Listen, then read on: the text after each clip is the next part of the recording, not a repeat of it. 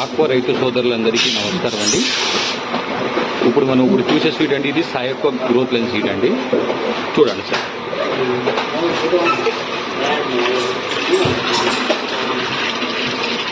సాయక్క growth line seed అండి. ఇది ఎవరికన్నా కావాలనుకుంటే మనతో కాంటాక్ట్ చేయొచ్చు సార్. మనది ఆల్ ఇండియా డెలివరీ అవైలబుల్ ఉంది సార్.